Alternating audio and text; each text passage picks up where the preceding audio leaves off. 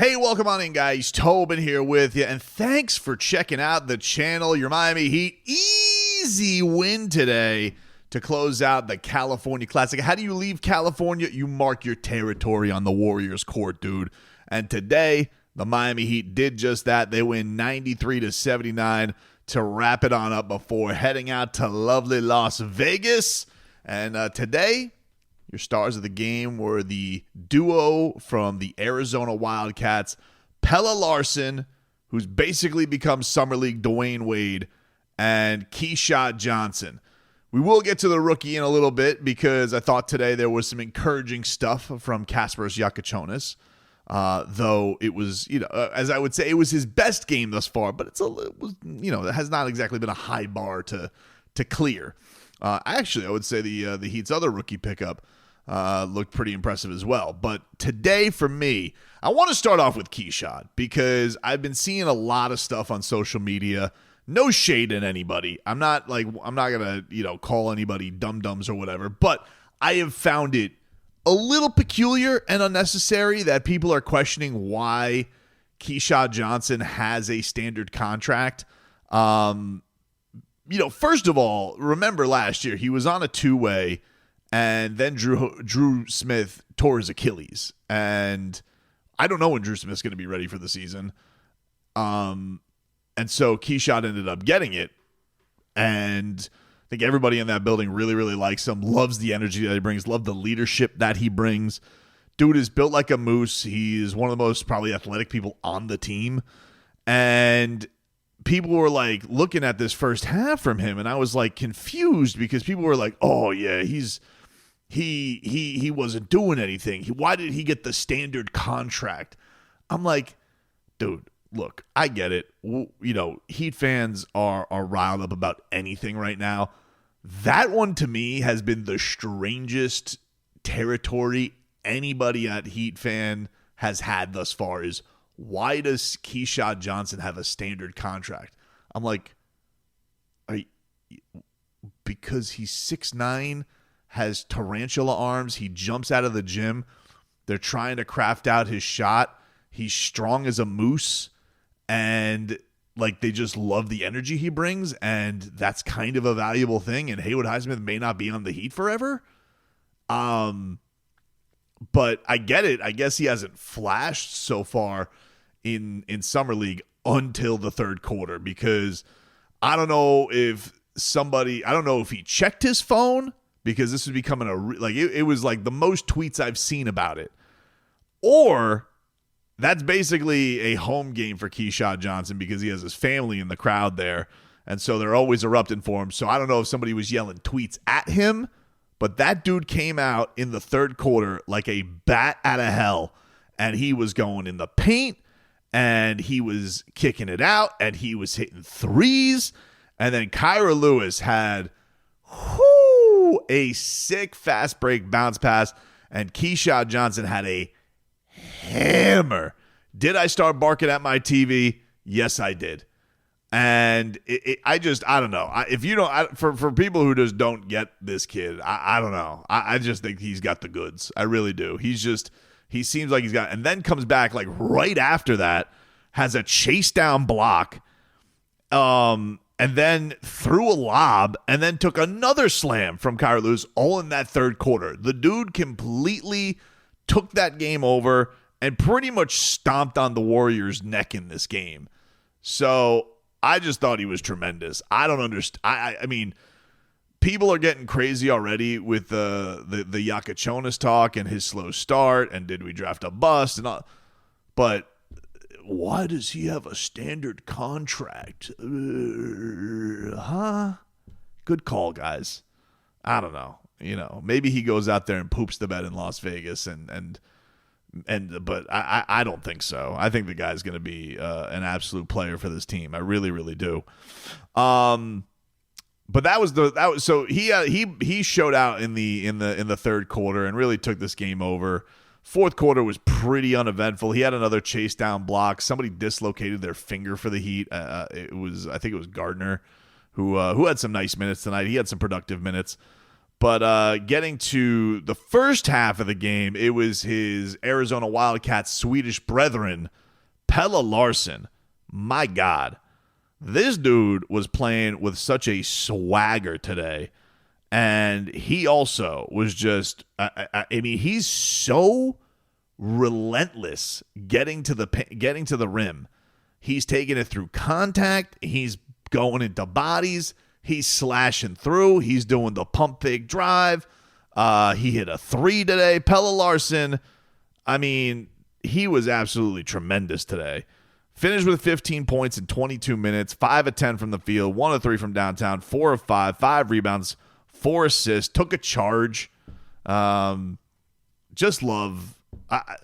Pelle Larsson is making me feel things, and I'm wondering, how can they stifle this kid, right? Like what is it? Who's standing in this kid's way? Because I feel like he needs to play. I don't know where that's going to be, but I feel like he needs to play because he just feels like he brings energy and everything. And I understand he's not going to have the ball in his hands like he does here, but that's the thing that's impressive about him is like they always pick a guy and they're like, hey, go do what you do with Summer League, right? Like you do a little bit more, you go cook, and he's taking full advantage. I know some people have been like, oh, Kasparas needs more stuff. Kasparas can't hit the broadside of a barn right now from downtown. I will say he is getting to the free throw line. He is also not scared to get into the paint and draw contact. It's just a matter right now. The stroke just has nothing. I'll get to Kasparas in a second. I want to finish on Pelle.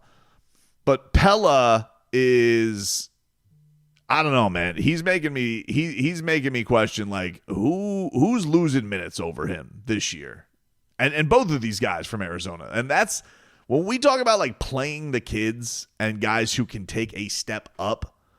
And can you find something? Like you got to look down the list of people on this team because I feel like these guys don't have to be necessarily every night rotation guys, but they need to get playing time during a week. They can't sit a whole week without playing basketball. I don't think that can happen. And Pelle, for me, the name that honestly comes up that I'm like, is a guy I talked about in the last video I did talking about the Andrew Wiggins thing, and that's Haime Hakeem. Because, Pelle did a lot of that, cutting, being able to be relentless with putbacks, but just seems not afraid to shoot, has a little bit more defensive tenacity and intensity. Jaime's probably got the prettier footwork, the better one-on-one game, but Pelle just can fit into a system better. And it's just making me want, like, in what world this year, just genuinely, if you took their last year and you're seeing what you're seeing now, and that, I don't know what Jaime's summer's looking like. I don't know what he's doing. It's hard to tell. I don't know. About the same age. And I'm just trying to wonder, man, Pelle Larsson isn't going to play over Haime Hakeem Jr. coming into this season? Like, if we're talking about, like, who's the next... Because let's just say they're not in the rotation, right? Let's just take it to not... I mean, it's the regular season, so, like, 9-10 guys can play. But, you look at that bench. We'll put our starters as, Davion, Tyler, Wiggins, Ware, Bam, right? So off the bench, you got Norman, Powell, who's definitely going to... Nico is definitely going to play. Haywood Highsmith, Haime Hakeem, Terry Rozier. Like, are those three guys standing in his way of playing? And then, how much? How much are we in that system of the Miami Heat keeping those guys down? Because I don't know, man. Pelle to me, it's not only that he looks really good, he just looks like he's got a confidence about him. It reminds me a little bit of the Max Strus second summer. And then, of course, you got to wonder about Kasparas, right? Like, and yeah, look, if there's two guards who aren't going to play, I know that people are going to be like, well, he's a lottery pick. He's going to play. No, dude. No.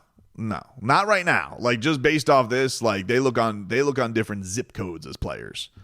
And you can't really say old, young, even though Pelle's older, because Pelle is young. I mean, and he is a draft pick. He's a second-round pick. So it's not like you could just, it's not like he's some journeyman. It's not even like he's some guy from Sioux Falls. But if we're going, like, to be honest, just based off 3 games, but also what Pelle did last year, I think out of, like, the youngest guys, for sure Jovic is going to play. And, you know, for sure, Norman Powell's playing off the bench. Fontecchio, who knows? I don't know what his, backup big kind of deal, but I guess let's just keep it to the backcourt guys. Like, so we got Terry, we got Jakučionis, we got Pelle, we got Haime as kind of like a swing guy. I don't know what the hell's going to happen with Terry Rozier.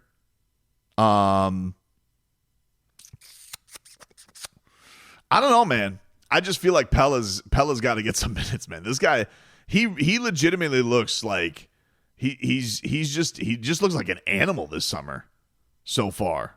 And I just love the other stuff that he brings too. It's not even just, see, the thing about it is it's not just the scoring, because who cares who he's scoring against, but it's also the assists, it's the IQ. He's an aggressive defender. But he also, you know, I love seeing a Heat player take charges again. He's done that every single game. So all of that stuff, it just moves me. And I love what Swedish Swish is bringing to the table. We had Vlad Golden today, I thought looked really, really strong. No Khalil Ware, I should mention today. Khalil Ware did not play in today's game. I know he was a big talking point by me after the last game and of the coach and of some of the people who were like, you know, maybe a little more. He did not play. I'm not surprised by that. He played a back-to-back in the first 2 games. Totally cool with him not playing. Vlad Golden today, though. Really efficient. Looked very strong. He's a great screener. Guys love using him.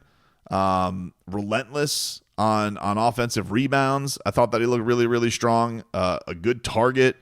He finished today with 10 points, 5 rebounds. And was 4 of 5, got to the free throw line a couple of times. Just a very solid 20 minutes from him. And he's somebody I wonder, like, if the Heat don't do anything, if they don't get in the Dame saga, you know, I don't know. He looks very, very, this was a much stronger performance from him, and I thought that he looked good. He didn't play the last game. He played the first game. I thought he looked pretty good the first game, but he looked like he was playing tight. He looked loose today. And played very, very strong. The Heat really took it to Golden State in every single way. So I thought Vlad Golden, very impressive pickup by the Miami Heat. Former FAU Owl, former Michigan Wolverine, playing for Dusty May. And, yeah, I mean, there was one point where it was a Keshad kicked it out to Jakučionis, who bricked a 3, which is what he does. And Vlad Golden just like ragdoll dude with like his Drago strength. I'm just like, jeez Louise, this guy is crazy strong. So nice find. Just shout out to the whole front office for being able to get Vlad Golden in the fold. All right, let's get to the first round pick. So Kasparas Jakučionis today, his final numbers, he played 22 minutes. He finished with 5 points, all of those from the free throw line. He had 4 rebounds, 3 assists, 1 steal, 4 turnovers, still a thing. He had 8 personal fouls today, so that was an issue. He got caught in transition a few times. But the thing that's most noticeable is the 3-point shot just looks, it's a rough one. And there's a couple where like he had to reset himself. Could he have gotten the initial shot off? Then there was times where he was definitely questioning himself.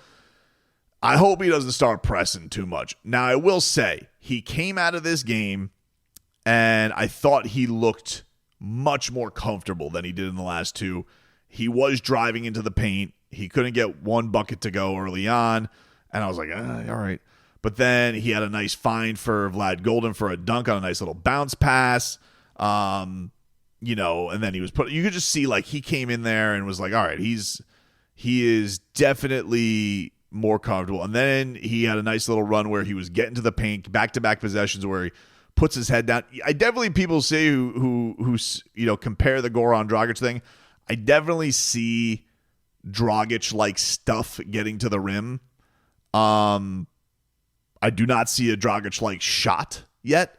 But, Goran was a bit of a project. You remember, like, he got an organization to give up on him and then bring him back. So, he's not a guy who didn't go through his own struggles. But I certainly, you'd love to, I'd love to see just one go in from downtown, and I'd just love to see what that does for his confidence. But I thought that he played much more confident today. But even like Keshad was trying to set him up with some good looks. Like Keshad would get good position in the post. He'd kick it out to Jakučionis, and you were just sitting here and you were like, all right, he's at least getting some looks. He's gonna get, he's trying, but yeah, I think he's up to, is it 10 straight missed threes, or I think he finished with 11 straight missed threes. I think he's 0 for 11 from downtown. So, it hasn't been the best showing, especially with the jump shot. The effort has been there.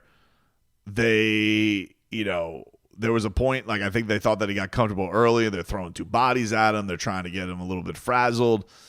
It's a growing process. You could just see this is a young player. I think that's the thing is,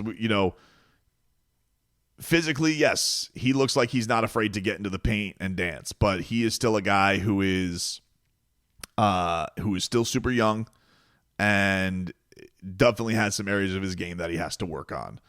And perhaps all expectations of him getting minutes early on, this may be somebody who's like, hey, it may take half a season before Spo really does trust him. I don't know. We'll see. Spo is typically more lenient on giving guards minutes. And maybe he comes out in Las Vegas. He's got this behind him, and fresh setting, he balls out. And then you get a training camp. And so there's a lot of time. He's going to have preseason games. He's going to have better players around him. I like today, Davion Mitchell said to the media at the junior heat camp, and he was asked about, hey, have you talked to him? He goes, no, I'm sure a lot of people are here, but I am going to make it a point probably before he gets out to Las Vegas to talk to him.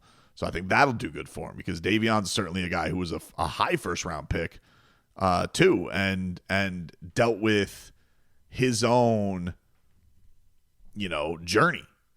And so I think that's going to be an interesting one where he's like, all right, that's going to be an interesting guy to speak with on all of this, because, Davion Mitchell, not necessarily like the true, but a bulldog, little undersized, people questioning his shot. Can he make it in this league? Had an organization give up on him, traded from another one and finally found him. So I think that's a good person to talk to. I think that's going to be a good person to talk to. But all that being said, it was the best that he looked in the 3 games by far and away.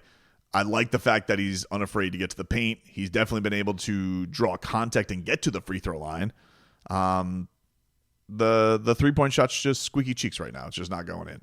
And I think that may inject a lot of life into him when it does, because I kind of felt like he was going really strong and then he started missing threes, and that almost affected the game. So we'll see where it goes from here. But all in all, nice performance from the Heat. Nice bounce back from the last game. Keshad Johnson hopefully shut some people up for a little bit.